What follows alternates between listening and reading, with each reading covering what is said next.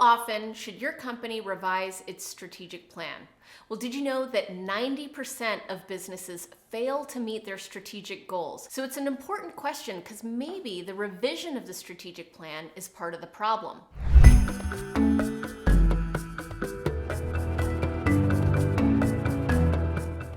By the end of this video, you're going to understand exactly how often your strategic plan needs to be revised, as well as how to go about revising a strategic plan. You'll also learn about the different kinds of strategic plans that exist and find the one that's the right fit for your organization. Many leaders understand that they should be revising their strategic goals, but they think that it's an untouchable document until the end of that strategic period. Let's say you have a one-year strategy. Some leaders think that that means it's set in stone for the year, and there's no revisiting the strategy, otherwise you may have failed. But the reality is that that is not a failure. To revise your strategic plan is one of the smartest things you can do as a leader to keep up with the pace of business. Markets change quickly, businesses change quickly, employees change quickly, and so your strategic plan needs to be able to change and adjust according to those transformations. One disturbing metric that might surprise you is that according to the Harvard Business Review, 85% of executive leaders say that they spend less than an hour thinking about strategy every month. And 50% of executive leaders say that they don't spend any time on strategy on average in a month. But the strategy is arguably the most important part of being an executive leader. It's important as an executive to make room for what's important, not just what's urgent. So often, the push and pull of business has us putting fire after fire out. The other day, I was talking to my CEO and I asked him, "What is your average day like? What do you typically do in a day?" And his answer was, "I solve problems. People bring me problems and then I work on solving them." So if that's the role of an executive, it can be understandable that a lot of executives feel like they don't have time to focus on strategy because they've got all these problems to put out. But that is not the case. And if 90% of businesses are failing to meet their strategic goals, then a little bit more of a focus on strategy might be the key to turn that number around. So the first thing to remember is that your strategic plan is really a living, breathing document. It is not something that gets set in stone once you've decided on your key initiatives. Those key initiatives are there for direction, but we are always going to be agile and ready to shift as market conditions, the industry, regulations, or people shift. There are a number of reasons why your strategic plan may need to be changed, and the first step is to be open to that change. Now, what does your strategy consist of? It has 4 key parts. The first is your purpose. Your purpose is your why, and this is actually something that probably won't change all that often. It's a timeless mission statement, really. Your mission and your purpose are the same. It's something that should theoretically not change because it's at the base core of what you do. It's the reason that the organization exists. The second part of your strategic plan is your vision. It's where you're going. And that vision might be a lofty statement about what will be possible because you existed, but it should also have a key metric associated with it so that you and your employees know when you have achieved that vision. The vision is typically something that's set up for 3 to 5 years in the future. And as those visions get achieved, then the visions get recreated. The third part of your strategic plan is the strategic anchors. These are the longer term priorities. And when I say long term, most organizations think about 1 year into the future. For this particular year, what should our priorities be? Priorities that every department needs to be focusing on in order to achieve that vision we described. Each of the priorities or strategic anchors also need a metric. They need a metric in order to be measurable, memorable, and meaningful. And those metrics will help us understand at the end of the year if we did it, if we achieved our goals in our strategic plan. Now, even these year-long strategic anchors, we need to be open to those changing throughout the year. As business shifts, as different external factors come up, we need to be ready to drop one of our priorities and pick up another one. That is the agility necessary in order to have a really powerful strategic plan.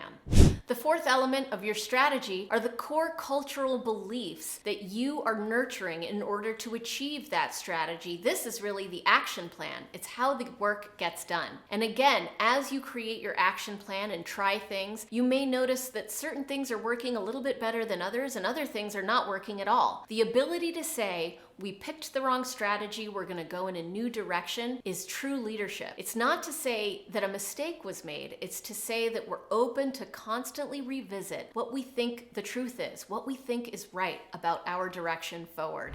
Before I move on to the nuts and bolts on how to revise a strategic plan and really how often you need to be doing that, I want to let you know about another video we have, which is around aligning your culture and your strategy. If you're interested in hearing more about that topic, then you can click on the link below in the description to check that out.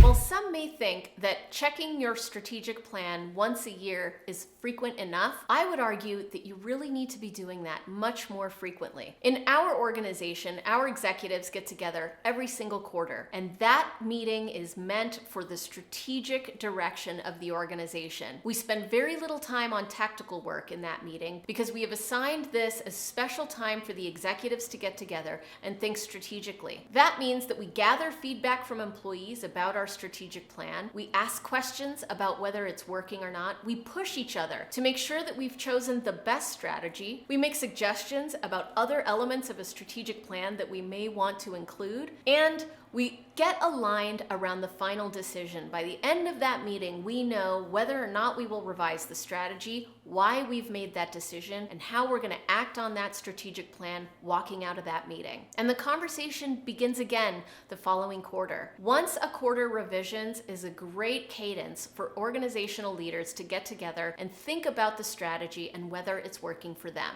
Now, one thing to keep in mind is that there may be a monumental event in your industry, in your company, or in the market that requires a revision in strategy at a moment's notice. You also need to be prepared for those moments. That means being ready to change direction based on what's happening externally and getting aligned around that change in direction quickly. You can't wait till the end of the quarter for your strategy meeting to do that. When those kind of things happen, you might want to schedule an emergency strategy summit, one in which you get the key leaders together to discuss whether the strategy needs to pivot quickly and how that might happen.